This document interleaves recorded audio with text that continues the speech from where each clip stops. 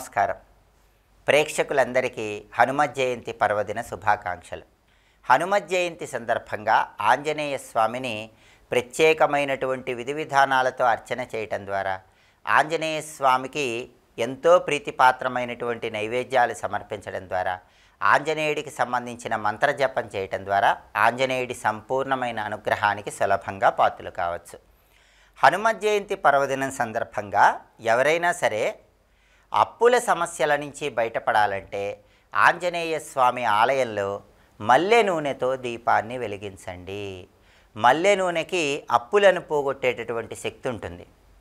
జాతకంలో కుజుడి బలం లేనప్పుడు మనం ఆంజనేయ స్వామిని పూజిస్తాం. అందుకే హనుమత్ జయంతి సందర్భంగా ఆంజనేయుడి ఆలయంలో మల్లె నూనెతో దీపాన్ని వెలిగించటం, సింధూరంలో మల్లె నూనె కలిపి ఆ సింధూరం బొట్లతో ఇంట్లో ఆంజనేయ స్వామి విగ్రహానికి కానీ చిత్రపటానికి కానీ అలంకరణ చేయటం ద్వారా రుణబాధల నుంచి బయటపడవచ్చు. అదేవిధంగా రుణబాధల నుంచి బయటపడటానికి మల్లె నూనె దీపం వెలిగించిన తర్వాత ఆంజనేయ స్వామి ఆలయంలో శనగపిండితో తయారు చేయబడిన పదార్థాలు పంచిపెట్టాలి. అదేవిధంగా మీరు అనుకున్న పనులు అనుకున్నట్లు దిగ్విజయంగా పూర్తి చేసుకోవాలంటే, కార్యసిద్ధి లభించాలంటే, పనులు చాలా తొందరగా విజయవంతం కావాలంటే హనుమత్ జయంతి సందర్భంగా 11 తమలపాకులు తీసుకొని ఆ 11 తమలపాకుల మీద జై శ్రీరామ్ అని గంగసింధూరంలో నువ్వుల నూనె కలిపి ఆ గంగసింధూరంతో రాసి ఆ 11 తమలపాకులు కూడా ఒక దండలాగా ఏర్పాటు చేసి ఆ తమలపాకుల దండ ఆంజనేయ స్వామికి సమర్పించాలి. ఇలా జై శ్రీరామ్ అని రాసినటువంటి తమలపాకుల దండ ఆంజనేయ స్వామి విగ్రహం మెడలో అలంకరణ చేస్తే హనుమత్ జయంతి సందర్భంగా ఆంజనేయుడి అనుగ్రహం కలిగి మీ పనులన్నీ తొందరగా పూర్తి చేసుకోవచ్చు.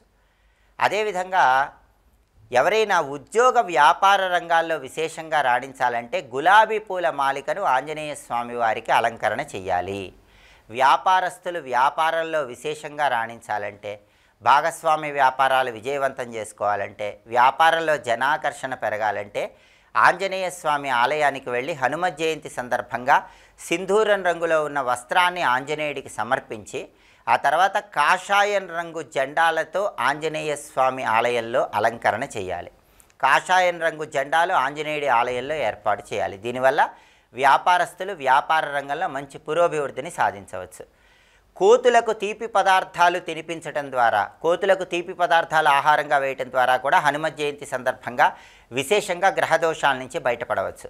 అలాగే జాతకంలో కుజదోషం వల్ల ఇబ్బందులు ఎదుర్కొంటున్న వాళ్ళు కుజదోష సమస్య నుంచి బయటపడాలంటే ఎరుపు రంగు వస్త్రాలు, రాగి పాత్రలు, క్యారెట్లు వీటిని హనుమత్ జయంతి సందర్భంగా ఎవరికైనా దానం ఇవ్వాలి. అలా దానం ఇస్తే కుజదోష తీవ్రతను తగ్గింపజేసుకొని సమస్త శుభాలను సిద్ధింపజేసుకోవచ్చు. హనుమత్ జయంతి సందర్భంగా ఆంజనేయుడి సంపూర్ణమైన అనుగ్రహం కలగాలంటే ఆంజనేయుడికి ప్రధానంగా అప్పాలు నైవేద్యంగా సమర్పించాలి. తీవ్రమైన శని దోషాల నుంచి బయటపడాలంటే ఆంజనేయుడి ఆలయ ప్రాంగణంలో ఆవాల నూనెతో దీపాన్ని వెలిగించి అందులో కొన్ని నల్ల నువ్వులు వేయాలి. అలా చేస్తే తీవ్రమైన శని దోషాల నుంచి సులభంగా బయటపడి ఆంజనేయుడి సంపూర్ణమైన అనుగ్రహానికి సులభంగా పాత్రలు కావచ్చు. అలాగే హనుమత్ జయంతి సందర్భంగా ఒక మంత్రజపం అనేది అద్భుతమైన శుభ ఫలితాలను కలిగింపజేస్తుంది. ఆ శక్తివంతమైన మంత్రం ఏంటో ఇప్పుడు మనం చూద్దాం. ఓం నమో భగవతే ఆంజనేయాయ మహాబలాయ స్వాహ. ఇది మంత్రం, చాలా శక్తివంతమైనటువంటి మంత్రం. హనుమత్ జయంతి సందర్భంగా ఈ మంత్రాన్ని జపించుకుంటే ఆంజనేయ స్వామి విశేషమైన అనుగ్రహానికి సులభంగా పాత్రలు కావచ్చు.